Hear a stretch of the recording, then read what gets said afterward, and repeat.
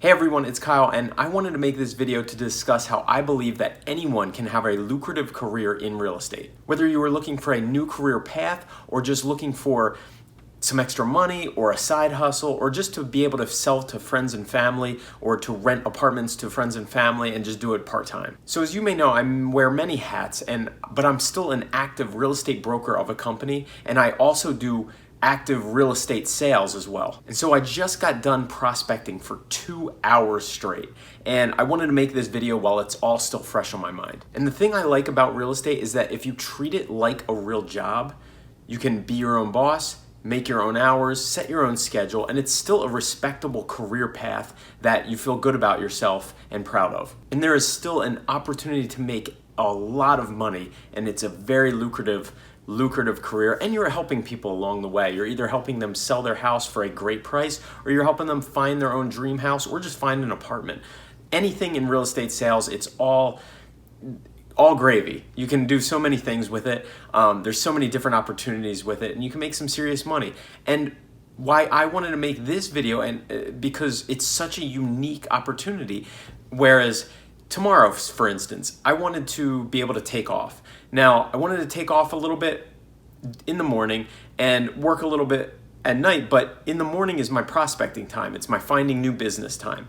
And I just decided that, well, if I work double today, and instead of putting in what I normally put in one day, I put in 2 times that, and I work harder and more diligently, that I will feel better taking off tomorrow. And it won't really feel like I took off. It'll feel like I just made up for the work. So that's what also is a added benefit about a real estate career, and why I wanted to make this video as well. All right, so I wanted to break this down into 4 easy steps to follow. So the first step is to figure out exactly how much you want to make. It's pretty cool. You get to think about exactly what number it is. Just put a price on it. Whether it's you want to make $100,000 or $200,000, you can literally determine what price you want to make or what amount of money you want to make for the year, and then just work backwards from that. So let's use $100,000 for example. So $100,000 broken down, divided by 12 months, that's $8,000 a month. Right? So that comes to 8,000 times 12 is 96,000 a year. So it's a pretty close to $100,000, give or take.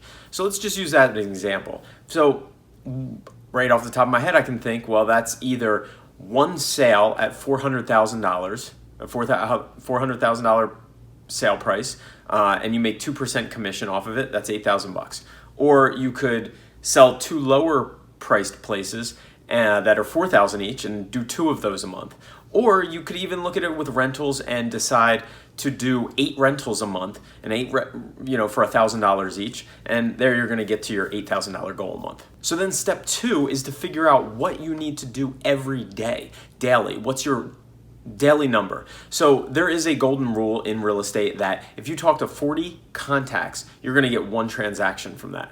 It sounds like not good percentage, but realistically, that just shows you that it's really a numbers game. If you have a good personality, you're a little knowledgeable, you just got to talk to 40 people about, and if you think about it, every person is a lead.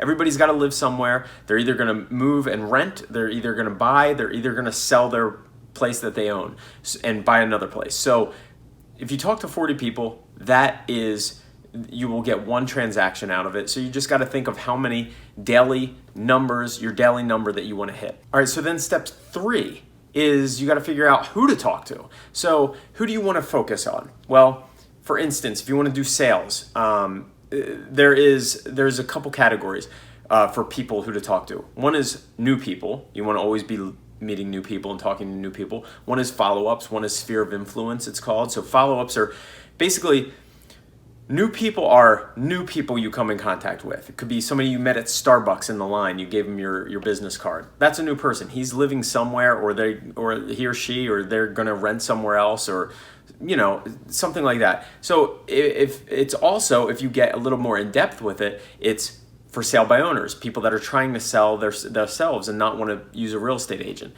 You can help them out. Expireds, people that thought about using a real estate agent, didn't sell their house, and now their property's expired and they need a new agent. Or another one is sphere of influence, or circle prospecting. So say for instance, a property sold, you might not even have sold it, but a property sold in a neighborhood, and you're reaching out to owners and you're giving them information. Now the way to reach out to them, you can tell them what the property very comparable to them, very nearby, just sold for. You can send them a letter in the mail. You can door knock and tell them about it. There's so many different ways. You can send them an email, or there's ways on programs that you can get their phone numbers sometimes. Sometimes they're not always right, but you just keep calling and I've made some good money off of it that way. So those are the new type of people. The follow-ups are the people that were new yesterday that now were turned into leads and are follow-ups today. Then there's also sphere of influence, people that you know and that know you and trust you, or people that you've done business with and they're past clients. So as you can see, the more you get into this game, the easier it becomes, because people become past clients, and then the more people you have to talk to. So then step 4 is to hit that number every day. That's it. Easy as that. So I'll give you my number. My number is actually 25 people a day. It's a lot. If it doesn't sound like that much, or maybe it does, I don't know, but by this point, it takes me about an hour to 2 hours to hit 25 people. That's 5 new, 5 follow-ups, 5 sphere of influence, 5 buyers I'm working with, and 5 lessees or lessors, renters or landlords. So I doubled that up today. I worked hard, it took me 2 hours, but now I'm good for tomorrow too. So follow your number, hit that number every day. There is not a day that goes by, Monday through Friday, that I will not hit that number. And it just work begets work, and you will start building a funnel, and then you will start getting deals. So whether it's 100,000 is your goal or 1 million a year is your goal, it's really the same thing. You follow the same pattern. There's no difference to it. It's all relative, and it's all in your mind of what you're used to. For instance, when I first got into real estate, I thought I was selling a $200,000 house, $150,000 house.